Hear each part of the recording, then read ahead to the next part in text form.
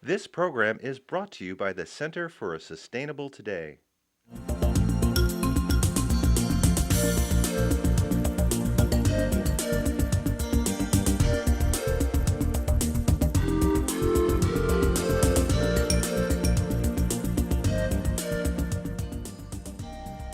Our world is an amazing, complex living organism, and we coexist in a symbiotic relationship. With this great power comes a great responsibility, a responsibility to ensure the future by taking steps to be sustainable today.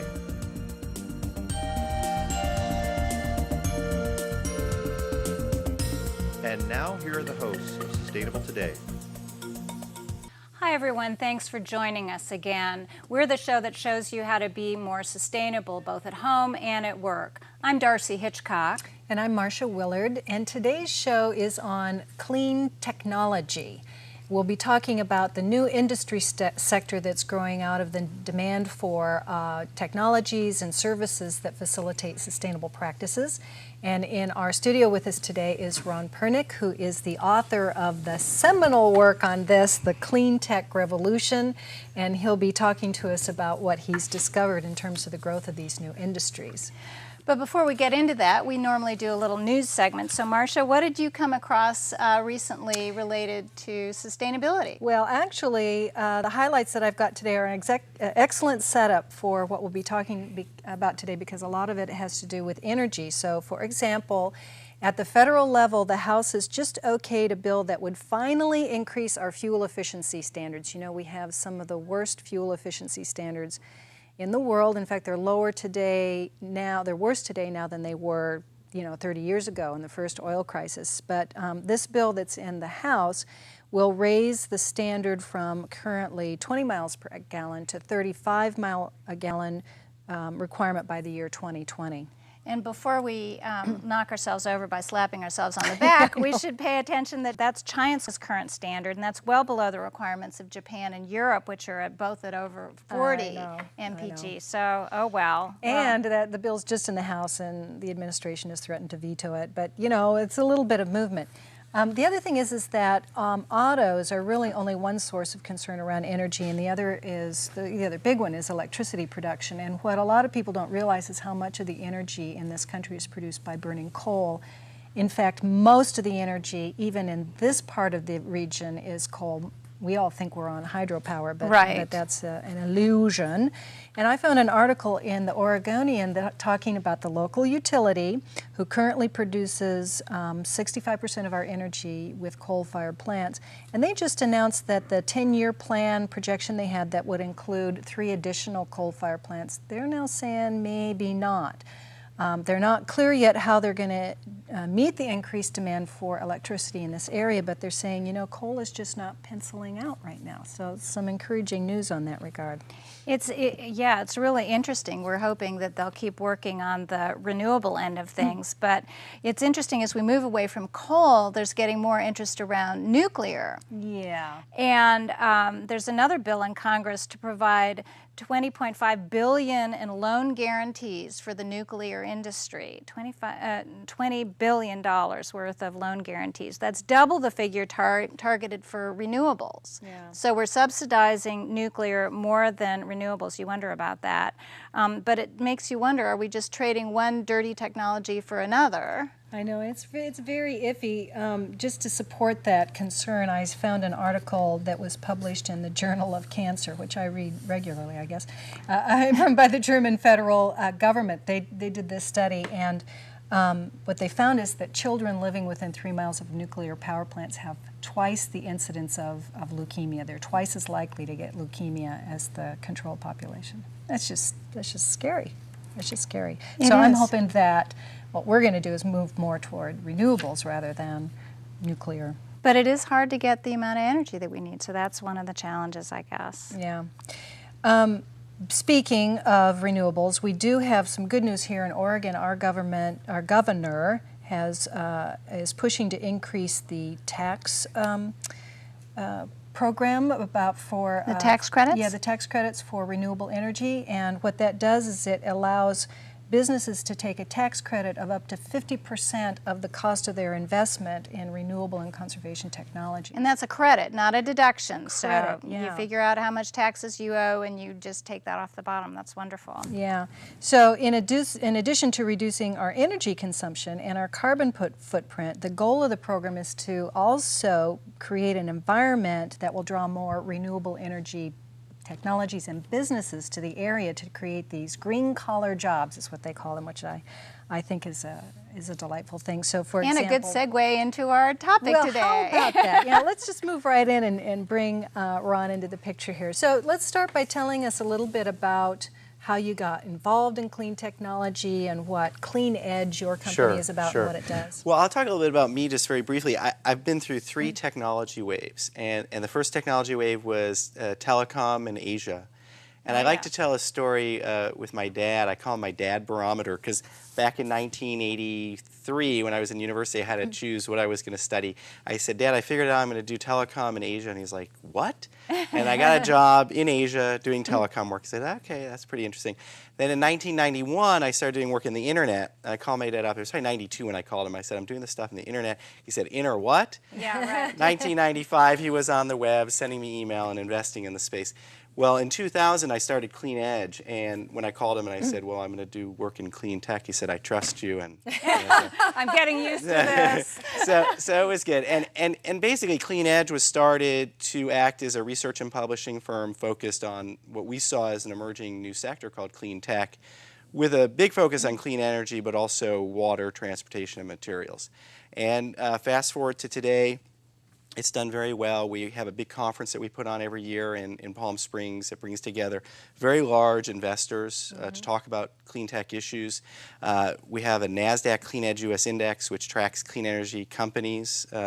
We do a number of different reports every year, including the Clean Energy Trends Report series, which comes out every March. So you really are the go-to guy for information on this. I think there are a number of go-to people, but we're one of the nexus points of some of this clean tech activity. Very humble. So let's talk about what falls into clean tech. Can you try to parse that out a little bit for us? Well, just basically, I mean, if you look at clean tech, you know, there were people talking about environmental tech or appropriate technologies, and there are, just in our definition, and there are other people who have very similar definitions, but it's technologies that harness renewable materials and resources, reduce the need for using non-renewable resources, and cut or eliminate pollutions and waste. And I think the new tweak on that, or additional thing, is that it's competitive with or superior to incumbent technologies.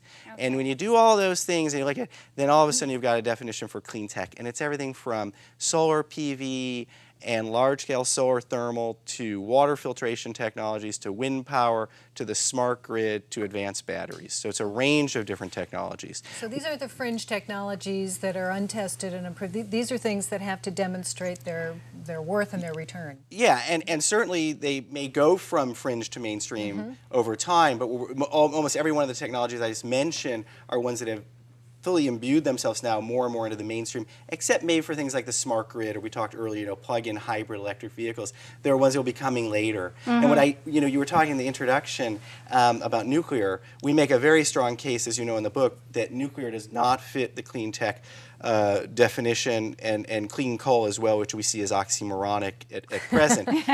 Now, it doesn't mean that nuclear couldn't be there one day, or that clean coal wouldn't fit our definition, but with nuclear power, with the waste issues, with the proliferation issues, with the health issues, the mining issues, the amount of concrete and water that's required to build these plants and operate them.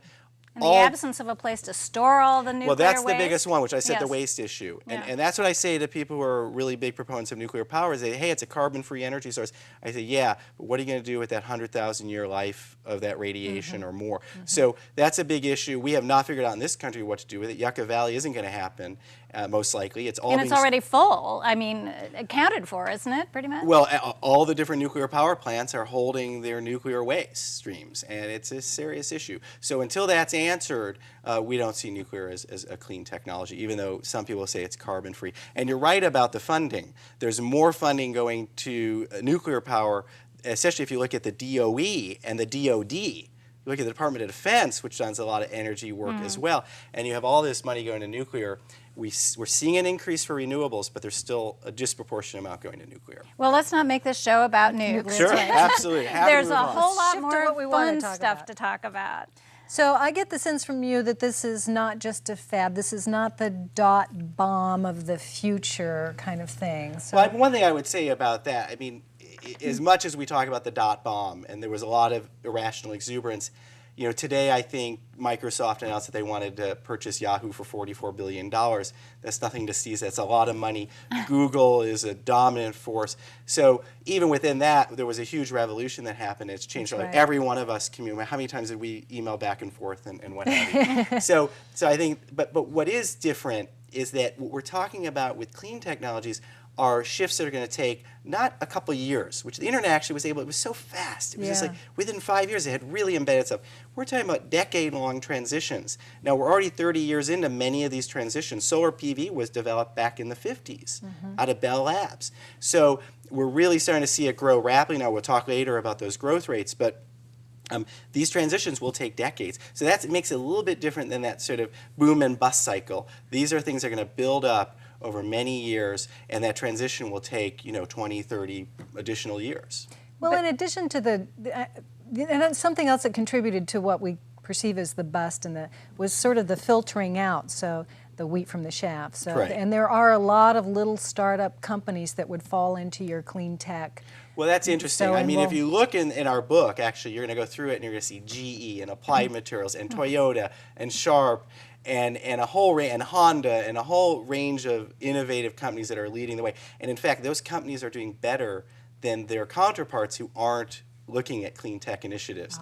So it's not only happening at that level, it's happening at the state and outside of the U.S. in many countries at the national level, and it's happening at the regional city level. And then there are entrepreneurial companies that you hadn't heard about that are now have very high valuations and are transitioning the economies that we're all looking at, from biofuels to solar power to wind power. And in fact, we're here in Portland, Oregon. We have most of the wind power developers on the planet have offices right here in Portland, Oregon. Most of the green building, a lot of the green building stuff has come right out of the epicenter of Portland, Oregon. And so we're talking about thousands of jobs, hundreds of thousands of jobs being created right now around the world in these sectors and multi-billion-dollar industries. In fact, in our book and in our reports, we show that just solar, wind, biofuels, and fuel cells are worth more than $60 billion annually right now. So there is this new emerging business sector that has a lot to do with economic development. Absolutely. And if you look at GE alone, they're now making, and I mentioned them earlier, but $3 billion a year in their wind division, which interestingly, they picked up Enron Wind, one of the few valuable assets of the debacle of Enron, for about $350 million 4 years ago. And now it's a $3 billion a year revenue generating business for GE. So this is big business. So who are the businesses that should be worried? Who are the future buggy whip manufacturers of the world? It's an interesting question. You always have to wonder how will industry transition, and I think that the utilities have been very slow initially to respond. We're starting to see now a number of utilities that are aggressively looking at solar power. They're looking at smart grid technologies. They may be able to transform themselves. Big oil hasn't traditionally been there, but Shell and BP and some of the others are working on that. So I think what's going to happen is a lot of this is very technology driven. And so it'll be, it's interesting. There's a story that ran this morning in the paper about Intel maybe looking to get into solar. And when you look at these companies like Sharp and Applied Materials and some of these other very large companies that were more computer or consumer electronics focused, now they're transitioning into creating energy. And you look into companies like Tesla and other companies that are creating the cars of the future, they're not coming out of GM. In fact, I think... It seems like those innovations come from someplace else. And I think, Yes. you asked who's got to worry. You said buggy whip. I think the big three out of Detroit have to be really watching this. Who have a pretty long history of being sluggard and Absolutely. and innovation And around the And they're in their one-state recession. They keep talking about that in the political debate right now. I grew up in Michigan, and I got to watch this as a kid, and it's I spent a lot of time in Japan, and I was fascinated by the fact that Toyota and Honda and all these other companies are making better products. I didn't want to destroy these cars with jackhammers like people were doing on the side of the road. I want to learn what they're doing. And I think that's where we're moving now in terms of, the U.S. car companies have maybe lost out on this, and maybe it will be totally new companies, not only out of Japan, but out of India and out of Silicon Valley. So in the introduction, you talk about, I can't remember how many C's, but 6 there Cs. were a bunch of C's Yeah. that talked about what's driving this. So Yeah. run through those quickly in just about a minute or so. I got a minute to do it. Maybe we'll come back. Yeah, that's all right. So cost, and basically what we're talking about there is, while fossil fuels are going up, $100 a barrel oil, costs are coming down on clean energy technologies. We talk about carbon and climate. And that there will be a price on carbon in the coming 3 to 5 years in the U.S. at the federal level, not just at the state level. We talk about consumers driving this. We talk about China, emblematic about China and India, and their voracious appetite for products and services, and that they can't develop the way we developed. We talk about capital and the hundreds of billion plus dollars. There's now more than $100 billion a year being invested in clean energy globally. And I think I've covered all of them. You did it in less than a minute. Thank you. So the convergence of a lot of phenomena going on that really are going to drive this Absolutely, thing. and that was the introduction of the book. Really tries to lay that out. And it does a great job of it. You know, we talked a little bit earlier about the new startup companies that are joining the clean tech revolution. One company here in Portland is striving to coordinate several of the clean tech products and services that are popping up all over the place. It's called RJS Holdings, and its owner, Robert Shields, has a plan to put all the pieces together. Hannah Fisher spoke with him recently for this month's Business Spotlight. Hi, I'm here with Robert Shields, and he's got a brand new startup business called RJS Holdings. Why don't you tell us a little bit about your business and why it's important? I'm a sustainable advocate, but my area of focus in the sustainable movement is not on any one particular aspect like energy, water, or waste. It's on bringing all of these things together in a cohesive whole, because that's how they work together. Nature works because of a symbiotic relationship between everything working together. That's how it moves forward, and that's how it's successful. The sustainable industry can only have the same success by using the same model. RJS Holdings is designed to take that holistic sustainable business model and the products and stuff that are being developed here and take them nationwide. Because it's believed that the U.S. consumes 2/3 of the world's resources, even though we only have 1/3 of the population. If the United States were to embrace sustainability, then the rest of the world would embrace sustainability. But in order for sustainability to be adapted and mainstream in the U.S., then they have to see a working model and not some hippie commune up in the mountains. That's why we started here in Portland, was to get that, just start working on that basis. And now it's time to take that message out to the rest of the world, because sustainability may be a mainstream concept in Oregon, but in the rest of the world, it's somewhere up there with flavored dog water. Sustainability is very trendy right now. Do you think that the movement will fade away when the hype from the buzzword goes? Well, back in the 70s is when the sustainability movement really got started. And there was, when the oil crisis went over, all the incentives and stuff disappeared. And there is that fear by many now. However, it's not just those incentives that are driving this transformation. It's the changing climate that we are visibly affected by every day. The Katrinas, the floods we had, the melting glaciers and stuff like that. The increased energy prices, they're going to keep going up. And these things, I think, will help stabilize the sustainable industry and keep it moving forward. So I don't see it no longer as a fad, but as the future of how we're going to survive, if we're going to survive as a society. So what kind of technologies are you specifically working with right now?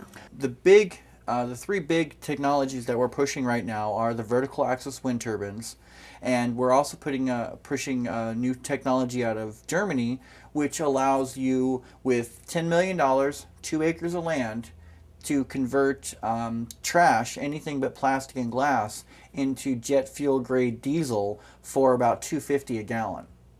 And so we're currently beginning negotiations with some local utilities and municipalities about incorporating these into their wastewater treatment plants. And the reason for that is that I see sustainability being developed around community-based energy grids.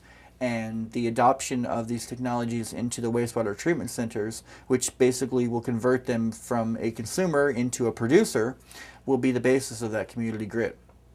And then the other big technology that we're trying to bring to the market is called a BRAC system, and it's out of Canada. And it's basically the size, it's a little bit bigger than a hot water tank, but it's designed to take your gray water from your toilets and your showers and filter it and clean it up so you can use it in your toilets and showers again, thus saving water, thus saving money. So what are some of the projects that you're currently working on, and what is their relevance? Why are they important? There is one project that we've been working on, and this actually goes towards making my life a little more sustainable, and that is by the end of this month, it is very likely that my truck will run off water.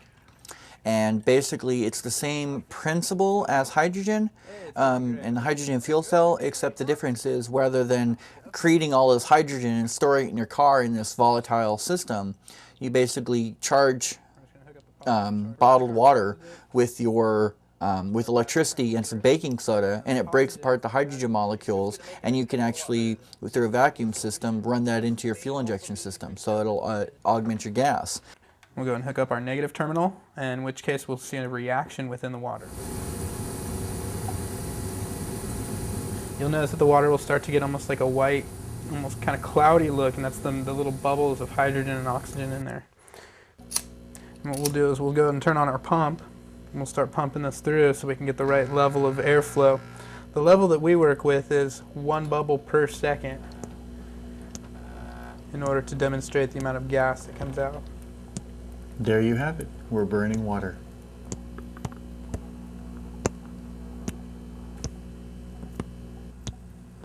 So it'll augment your gas. And they're talking, in the books that I bought to get this stuff going, they're talking 100 miles to the ounce. And if I can achieve even a fraction of those results, then that'll save me $400 a month, and that'll give me a model that I can help other people do. It's going under what we're calling a sustainable energy vehicle project, where we're looking at making vehicles that not only are smarter and have all the GPS and stuff, but systems that we can provide as retrofit kits to the existing cars. So we're very excited about moving that forward, and again, if we can get that off the ground, or when we get that off the ground, it's going to make some significant changes to personal transportation. We build our reputation by working with existing technologies and helping people understand how to work those existing technologies, because there's a lot of them that are currently on the market people still don't know how to use.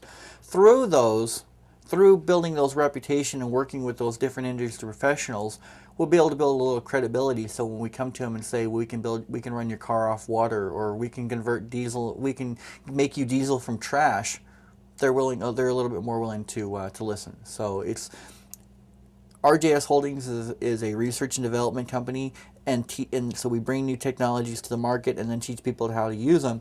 But it's by teaching people how to use the existing technologies that we can afford to bring new technologies in the market. That same kind of cyclistic, systematic approach is what you will find in any scrutiny of the projects that we're doing. It's all designed to build on each other to move us forward. What is the process of helping someone switch their business or life to being sustainable?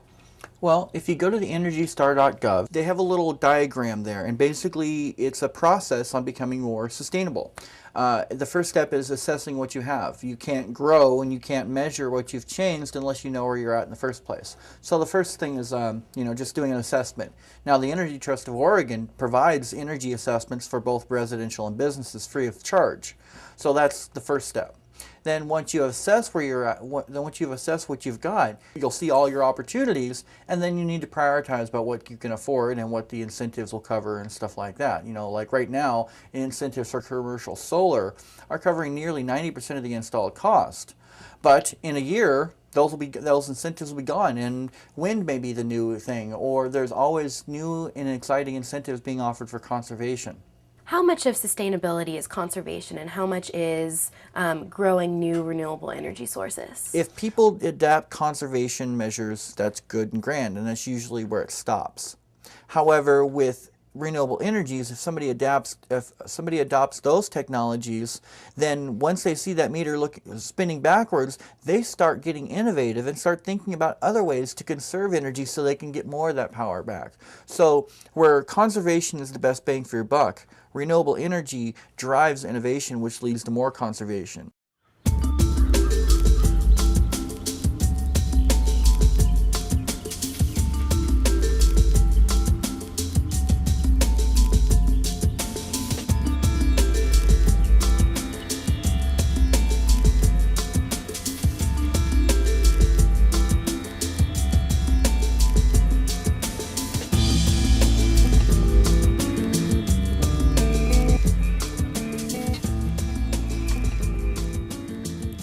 Ron, this is the question I've been dying to ask you.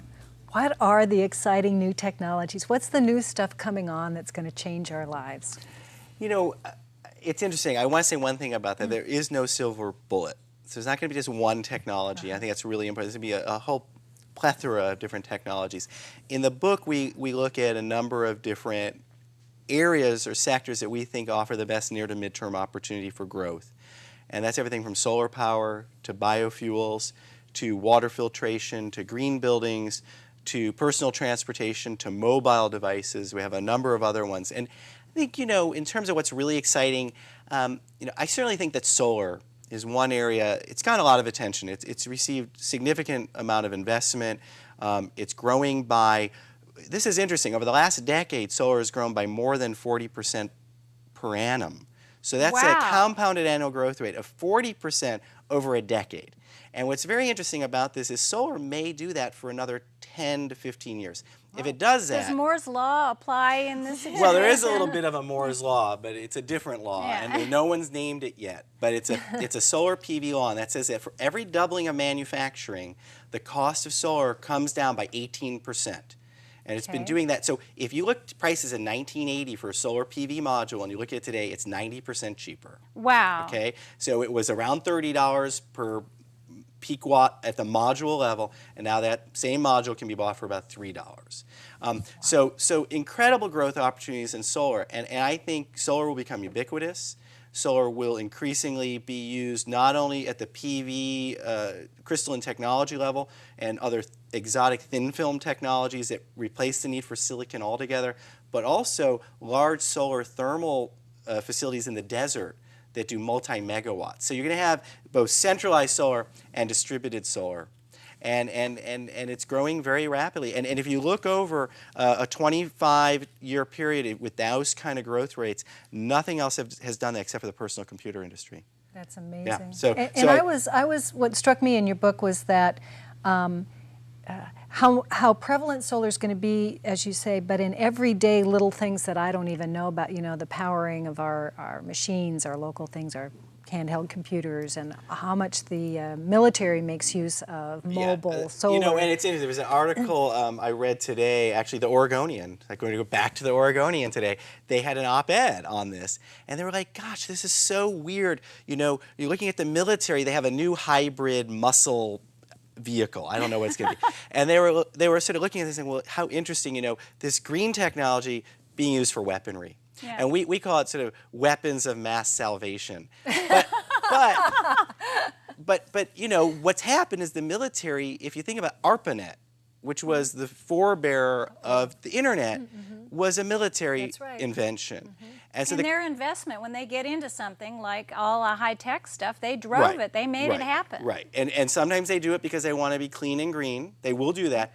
But really what they're doing is we can't afford to bring in fuels. And who wants to carry all those batteries on their backs? To dismount a soldier and the batteries, which is about half the weight of what they're carrying. So the military, and they want also thermal footprint and all this other stuff. So, you know, I'm a pacifist. I'm not really a huge proponent of what our military has done, but they do invest, and it's very likely that some of the things that they develop will go into commercial application. Well, exactly, and I remember your story about the RV that is powered by a solar array on its top. So when you go into an camping park, you're not running up your generator. And and we talk about that, and we also talk about a very interesting thing, and it's astounding to think about, is actually we talk about one thing, extracting water from the air. Yes. And there is all of this, you know, humidity and other, you know, water that's just waiting to be tapped, and the military has actually put some money into that as well. So, you know, you asked about some of the other cool technologies. You know, I certainly think plug-in hybrid vehicles will be interesting. You know, Toyota initially said we're not going to do that because what they wanted to disconnect this idea that you had to plug in the car. Right. And now we want to plug them in again. And they must be so annoyed. And I have to admit, I had twins 8 months ago. My book came out. I have not yet see Who Killed the Electric Car, but that movie, I'm very interested in seeing that documentary, but I want to say that was a premature obituary. The electric car is Right. not dead. Right. And the electric car will happen in various formats. And I think we'll see that. Well, We'll also see, Chevrolet's. what's that? Chevrolet has announced. That Yeah, they're gonna yeah, bring them Chevy all up. Volt, Toyota, there's a whole bunch of other ones. Now, I think we have to be careful. Some of that becomes sort of, we can say we're going to ship this thing Yeah, right. just to keep you kind of happy. Yeah. Right. But we need to General see, Motors, or yeah. all of them have been great at doing that. and so now we have to see them really ship. But I believe the Japanese will do it, and I certainly believe they're, I mentioned the Tesla earlier. That's an all-electric vehicle Yeah. running off lithium-ion A batteries. sports car. I mean, It's a sports car. power car. Yeah. And then their next one, assuming they've also had very hard time delivering this product, but they're also Meaning they're behind schedule because of they're- demand. They've had a hard time meeting They demand. sold out almost immediately on their initial allotment, but they're having trouble with the management system of the batteries. They're taking something like 7,000 lithium-ion batteries and getting them to work and not explode and a whole bunch of other things. This that is not not explode part. That's, yeah. You can yeah. So what I find so exciting about this is that finally the money machine that we have in capitalism is pointed toward fixing world problems, which I think is really exciting. But there have to be challenges. So tell us what some of the obstacles are that are going to stand in the way of the clean tech industry moving forward. Well, I do believe, there are people that maybe 30 years ago would be afraid to even talk about all this stuff because, you could have a conspiracy theory saying, if you're going to talk about that, we're going to out you or saying, we're not there anymore. This is big business, so Yes. you've got that. But what could stop it, Yeah. I'm not really worried. And ExxonMobil will be there saying, we're not going to do this, we're going to focus on oil. That's fine. But all these other companies are going to be out there pushing forward. And as I said, $100 billion a year in investments. That's a lot of money. Yeah. So it's happening, but it could be derailed, not completely because it's so diversified. We're talking about all these different technologies. But you could see irrational exuberance in one sector. Sure. You could see people getting overexcited, bad products coming into the field. Maybe China pumps out too many solar PV modules, they're not good, and then people have a bad experience with it. But most of these products have 20-year warranties now, so I'm not really worried about that. Money could be an issue, credit crunch. We could have a global economic downturn. But even within that, I would say these are really the areas, I missed a C earlier, and it was competition among governments. Okay? Among governments. Among governments. And every government worth just about anything right now is competing for these jobs. Well, sure, it's the future. Yeah. Portland, Oregon, in the next year and a half, 2 years, and Hillsborough combined, are going to have hundreds and hundreds of jobs from solar manufacturing. Well, they were competing for those jobs. And so, I do worry a little bit about credit crunch and money issues, but I also think these would be the jobs that everyone's going to want to get in. It's interesting, we have this whole package right now to help pump up the economy. And initially it didn't have anything. They're just a handout. We'll give everyone money, get them to spend money. There wasn't anything for this extension of the production tax credit for renewables. The Senate reinserted it yesterday. Oh, that's good. So we'll see if it makes it through, but that's a no-brainer. The other thing I want to ask you about in terms of government is I understand that the Bush administration has put in like $2 billion to promote clean technologies in the developing world. So can you, and to move tariffs out of the way, can you talk about what effect that's likely to have? Well, you really need a multiplier much larger than that. And we talk about in the book, at the end, we say we need a clean tech development fund for the developing world. And really, you're talking about $100 billion or more, perhaps. Japan, the same day or so, announced a $10 billion fund. So I'm not that impressed with a $2 billion figure. And I think there are a number of strings attached to that. I wrote a piece about a month ago that said, unfortunately, at the federal level, I think the 5 keywords for the new year, we're kind of still in there. I guess now we'll be a little bit further along with this show. But wait for the next administration. I don't think we're going to get much out of this administration. One thing you guys mentioned earlier, though, was the renewable fuel policies and programs. Just so you know, that did pass. And so we do, yes, that did pass. And then what did not pass. It passed the Senate, too? Yeah, everything, that's all passed. We've got that part of the energy bill happened. But what didn't happen was anything for renewable electricity generation. And that's unfortunate, missed opportunity. So, but a lot is still happening at the state levels in many parts of the country. Absolutely. In spite of what and so you have California, Schwarzenegger probably won re-election in California by running on a clean energy mandate. He was in big trouble. He was down in the polls. He had 3 initiatives that he had floated that didn't pass. The populace was not happy, and then he really got on this clean energy mandate, and he to his credit, really is the clean energy governor. And it's amazing. They have a 33% renewable portfolio standard by 2020. That's the most aggressive in the nation. They've got the Million Solar Roof Initiative and others. Well, that's very exciting and a perfect lead into our spotlight. Of course, you know that Oregon leads the nation in the development of large-scale wind farms, and all those turbines going up in the Columbia River Gorge and other parts of the state are going to require maintenance and installation, as well as construction and design, and that means jobs. Oregon Public Broadcasting's Oregon Field Guide program recently visited the issue of training employees to work with the turbines and the new technologies, and they gave us permission to rebroadcast their story.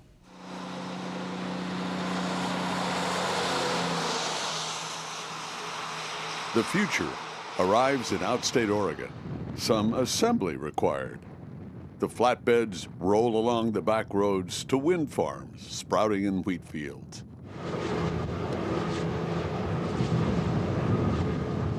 Wind turbines are an awesome advancement.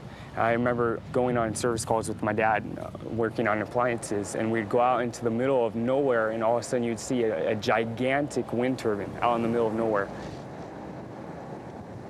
It's easy to lose your sense of scale in vast Sherman County. But the wind turbines rise nearly 400 feet to the tip of the blade. A gigantic tower with big old blades spinning. I thought they were fascinating.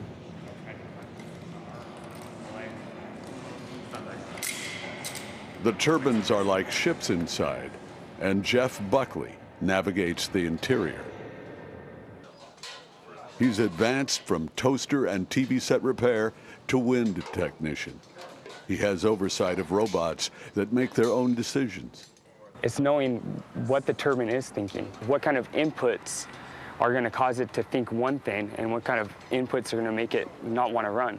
And you have to be able to go in and troubleshoot and trace the circuits through schematics. What circuits are going to fix that turbine?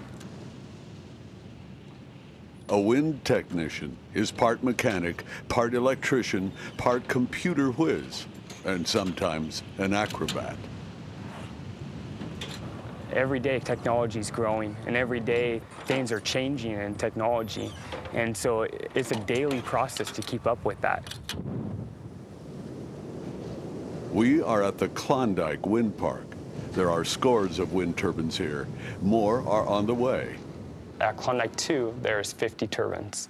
And so we're looking at each and every turbine. And if it's something that we can correct from here, we will do that. And if not, we will go to the actual turbine and troubleshoot it. The central computer says turbine 19 shut down because it needs repair. Jeff Buckley and colleague John Trunke are dispatched, but not alone. We're going to be climbing an 80-meter tower. We're going to go one person at a time, one person per ladder section. They must be tied off at all times for your safety and that of your colleagues below you.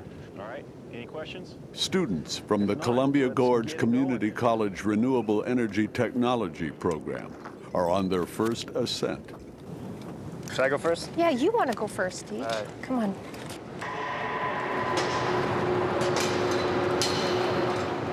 So this is what it's going to look like straight up. The ladder is 263 feet high. They cannot fall. They are clipped to a cable. There we go. The climb can be grueling anyway. One step at a time. If your arms get tired, stop, take a break. You could just lean back against the tower, keep your both feet on the rungs, and then you can rest your arms also.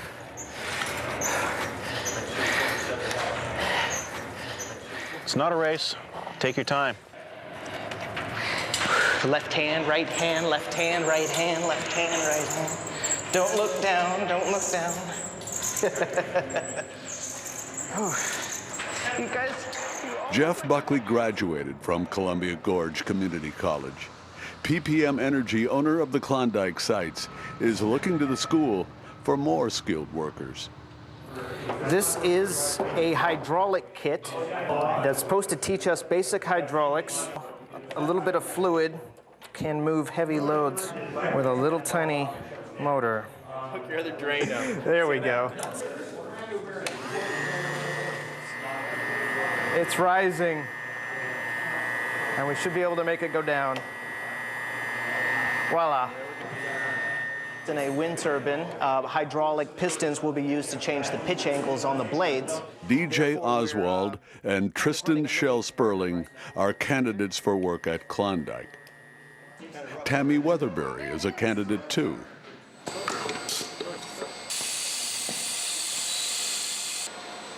The CGCC curriculum includes an assembly line with a computer programmed to malfunction. This little unit right here, it's called a programmable controller. Students learn to outthink the machine. They have to do that on the job. When we did it, we actually had the opportunity to reprogram it.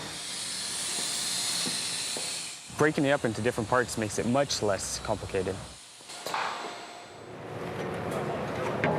Yeah, it's all straight up. Helps to be part monkey. To master a wind turbine, technological know-how is just part of the equation. Physical stamina is essential. Wind techs climb multiple towers, sometimes thousands of vertical feet on a daily basis. The climb, yeah, it's slightly terrifying, but the challenge, I'm drawn to the challenge. I think all my life I've always felt better when I can earn a good, honest dollar and go to bed tired, physically tired.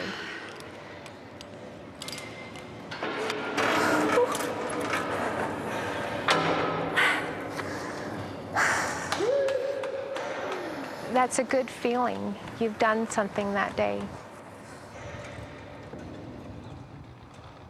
Unemployment has plagued North Central Oregon. At the Dalles, the aluminum plant closed permanently. Forest and agriculture jobs disappeared in the region. Wind power may mean 400 new jobs in the area as new turbines come online. Columbia Gorge Community College plans to train locals to meet the need, says Chief Academic Officer Dr. Susan Wolf. Our primary purpose as a community college is to be an economic leader and to develop the economy in a way that can increase family wage jobs. We try to foresee what's coming and to prepare the workforce to meet those needs. Electricity is a very big concern in our everyday work because we have all different levels of voltage, all different levels of current up there. 24 students are studying renewable energy technology through the community college. Today, many of them are at the PPM Energy Klondike site. The company's training manager, Jeremy Norton, briefs them on safety in the tower. You have a long climb down, so you have to make sure that you take special precautions while you're up there, and fire is one of them.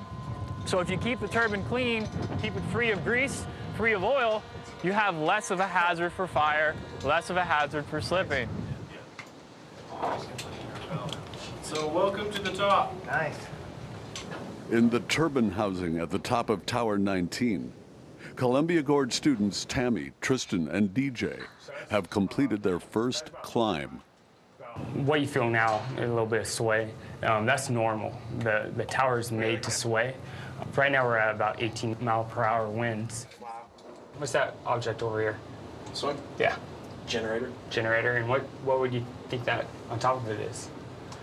Cooling system. Cooling system, heat exchanger, yep. So what's this? This would be the gearbox. Yep, gearbox. The students' tour of the turbine housing includes the up-tower computer. When wind speeds are too high, the computer prevents the blades from spinning out of control.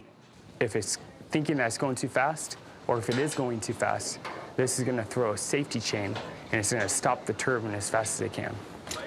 The computer has only a few seconds to react to high winds. Delay can be disastrous. At a nearby wind farm, another power company lost millions of dollars.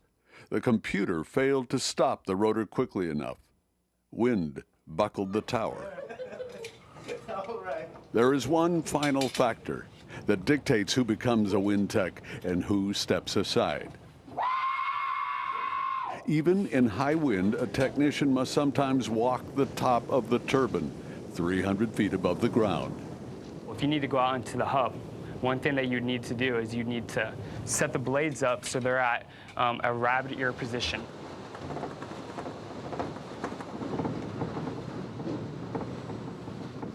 Break. Okay, I gotta go to the other side and put the rotor lock in. The hydraulic brakes should keep the rotor locked, but working in the rotor hub is particularly risky. The workers take no chances. And it's a secondary backup in case we do lose brake pressure. We don't want the hub to spin at all. A worker caught in a spinning hub would tumble like laundry in a dryer. The rotor is locked. Jeff Buckley, clipped to a railing, moves along the exterior of the turbine housing. Sometimes we have a component that fails and the blade will not pitch, so we go out and troubleshoot.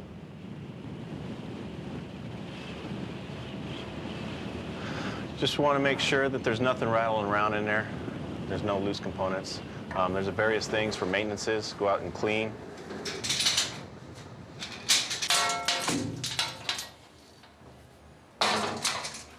This is actually the unit that's going to be telling the blades what angle they need to be at. And it's going to push this whole entire blade. It's going to turn the whole entire blade so that we can pitch it into the wind or out of the wind. A wind turbine is a robot programmed to track the wind. It automatically angles its rotor blades to generate maximum power. Tending such a technological marvel requires a certain physical and mental fortitude. Columbia Gorge Community College has an eager student body anxious to join Jeff Buckley at the top of the tower. It's something that I enjoy, and it's something that I'm gonna be continually growing and learning more about.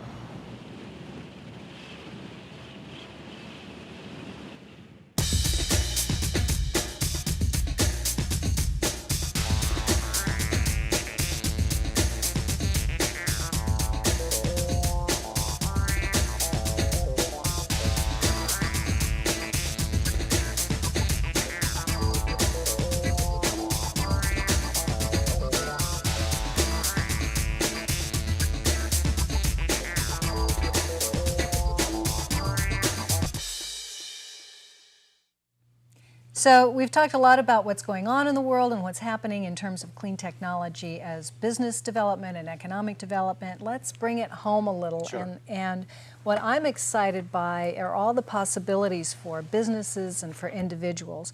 Now, in your book, you sort of tease out different areas of the technology. So let's talk about, in each of the key areas, what people can do, what individuals can do, and what businesses can do. Sure. So let's start with transportation. If I wanted to remake myself in terms of how I move around, what are my options? So I'll talk briefly about businesses and governments, what they can do, sort of the fleet level. It's interesting, if you look at King County, what they figured out was that, they looked at their carbon footprint, and they said, the thing that we can control as King County is transportation, because they have all this fleet of buses and trucks and other, large vehicles. Sure. And what they figured out, about 20, I forget the exact percent, but it was a very high percentage of their emittance were coming from these vehicles. And so they pushed the development of bringing in, and they tested, I think, 2 vehicles originally with diesel hybrid drivetrains. So it could run on biodiesel and regular diesel, and it was a hybrid drivetrain. And they pushed this, and now they have like hundreds. Means that there's so it had a hybrid, it had electrical engine as well. These are buses that had hybrid drivetrains, and I think they run it on B20, so 20% biodiesel, so it's less polluting. And now there are a whole bunch of cities all around and counties all around the country that are following in their footsteps. I think they've ordered something like 1,000 of these now. Wow. So that's an example at a county level. A business could look at all types of things from, flex car, for their employees. They could look at giving bonuses or money to people to buy hybrid electric vehicles. And then a lot of different things that businesses can do along that, to incentivize their employees. I think in terms of individuals on transportation, it's really up to, we live in a biking town. And we live in a walking town. We and, do. One of the yeah. best biking towns in the country. As Absolutely, and in the world. And we have challenges still, and we're not Amsterdam yet, we're not the Netherlands, but, this is very important. It's like you can get rid of your car. And that's like, careful what you say, but get rid of your car. Right. And my wife and I, just had twins. We have to have a car. We have to move around. But, combined, we probably do 5,000 miles total all year round, So other things like that, you can reduce. Well, let's talk about the energy piece for a minute, because you can't do without energy very well in this society. It would be pretty tough. So what are those cool new clean tech tools and devices that are available to us now or shortly in the future that we could use? Some is mundane. Okay. So, it's putting in new windows. It's doing double paned, low E glass. And that's old school. It is old school, but it's important. I want the fun new stuff out of you. Sexy stuff. But I want you to know that because it's not all going to be sexy. That's what I really want to point out here. Putting in those, high efficient windows, buying that Energy Star refrigerator, putting in the compact fluorescents are all the low-hanging fruit. Okay, but our viewers already know that. They do, but I want to encourage them to know from a clean tech it more. to keep doing that. And so then what comes after that? Yes. Well, I think what's going to happen is information is power. And so this is not something that individuals can necessarily do on their own yet, because the utility has to participate. But I just called the Energy Trust of Oregon today, and they're going to come to my house in 2.5 weeks, and they're going to give me a power monitor. And that doesn't sound so exciting, but it is, because it's a wireless device that communicates with my meter, and it tells me exactly how much electricity I'm using at any given time. So you can go around the house and turn stuff on and off. You can turn everything off and just turn on that TV and see what it does. Yeah. And I don't watch a lot of TV, so sorry guys, I don't even have TV. That's okay. You have a computer. Okay. You can still find you can watch it on the computer, so you can see how. And that information is powered. In the future, what will happen is you can have devices that will be able to communicate with the grid, and it's going to require the utility to do this. But imagine, just like the internet. Imagine before the internet, it was broadcast medium, and so information came at me, but I didn't interact with it. Right. Now with the internet, it's a two-way flow of information. What's going to happen with the smart grid of the future is there'll be a two-way flow of electrons. It could be in a solar power unit on top of my roof. It could be battery packs in my basement. It could be my plug-in hybrid electric vehicle that has a battery pack, and I only use that car 5% of the time or 2% of the time, and when it's not being used, it could be feeding electrons into the grid. Right. It's a bigger vision. It's going to require your utility district to push that forward, but that certainly is very exciting, and I think that's where we'll go over the next 10, 20 years. And then smart appliances to go with that. Absolutely. That read the grid and suck the power when it's cheap. And it can say, the grid can say, when it's cheaper, but it can also, the grid can say, hey, I'm constrained. It's a hot summer day. Turn off you turn off the cycle on the washing machine, and it waits, and it comes back on when it's an issue. So that's certainly a big deal. In terms of things, you want, gadgets or what have you, I have a little solar-powered radio for emergency purposes. I think everyone should consider having something like that. They have the hand-cranked ones as well. That's, a good thing to have. And not all of this is going to be sexy, but let's look at your home, green building, no VOC paints, bamboo flooring, any number of different things. A lot of people are putting money into their home now, and they want to do green building improvements or build new homes from the ground up that are practically near zero emissions and near zero energy. And we have the technology to virtually do that already. We're moving in that direction, and you could do it. There are people doing it right now. There were some other things in your book that I found intriguing that were sort of policy level or practice level, like the, and explain this again because I'm going to get it wrong, but about mortgages that have the energy footprint built into them, or you're paying for them. What we're talking about there, it's very important when you look at clean technologies. There are three major overlaying things you have to think about: technology, policy, and capital. And so the technology has to be improving. The policy has to be there to provide guidance and standards.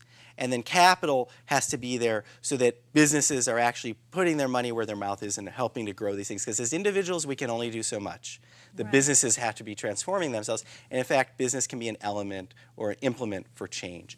So in terms of what you're talking about, that's a finance overlapping with technology. Right. And what's really saying is, if I'm going to put in something like solar PV on my rooftop, and if I'm buying a new home, it should be embedded in the mortgage. Right. Because then it's basically not costing me anything from day one, because the mortgage piece of the energy puzzle is costing me less than I would have been paying the utility. So it's just a different way of thinking about It's things. a different way of financing. And there are now companies like SunEdison, MMA Renewable Ventures, and others who will go out to Whole Foods and IKEA and Lowe's and other companies and sell them solar energy for less than they're paying for their current electricity from the utility. Well, that's what's exciting about that is I think it's easy for people to think of clean tech, oh, that's for people who manufacture something. But in this case, it's a service provider who can be part of the game. Exactly. And I think that we're going to start to see a lot more of that. And in fact, the utilities, we talked earlier about those organizations that become the buggy whips. To really see this happen, the utilities are going to have to participate. And that means the regulators are going to have to participate too, because they're regulated monopolies. That's exactly. So I think, it'll be interesting to watch and see what happens. Well, on that note, since we have a little bit of time here, tell me about, you also mentioned the flip in the way some utility companies are locking in rates and the difference in green power in Texas. You asked about consumers. Consumers could certainly buy green power today. Yeah. And in fact, Portland has one of the highest subscription rates of any green power program in the nation. But there's an issue with the program. It asks you to pay a premium, and then it continues to ask you to pay a premium. I have a huge issue with that. Okay. I have a huge issue with that. Okay, so what's happening here is that Austin Energy has developed a program where they lock in your rate for 10 years. So they say, you're going to pay a small premium now, but it's locked in for 10 years. Right. And that's where I think our things are going to go. And that's when you'll not get 2 or 5% of the populace signing up. You'll get 30, 40, 50%. It'll switch. Right, when all the incentives are in the right place. Well, I wish we had more time, Ron, but thank you so much. Thank you so much for coming on this show. We really appreciate it. So we'd like to thank Ron and invite you to tune in again next month. Next month our topic will be co-housing, and we'll be exploring the growth in that phenomena as well. I want to thank our sponsors and want to thank Ron and our crew here tonight. Yes, and so thank you all for coming. I'm Darcy Hitchcock. And I'm Marcia Willard, bringing you the tools that will help you become more sustainable today. There's a big, beautiful planet in the sky. It's my home, it's where I live. You and many others live here too. The earth is our home, it's where we live. We can feel the power of the noonday sun, a blazing ball of fire up above. Shining light and warmth enough for everyone, a gift to every nation from a star. There's a big, beautiful planet in the sky.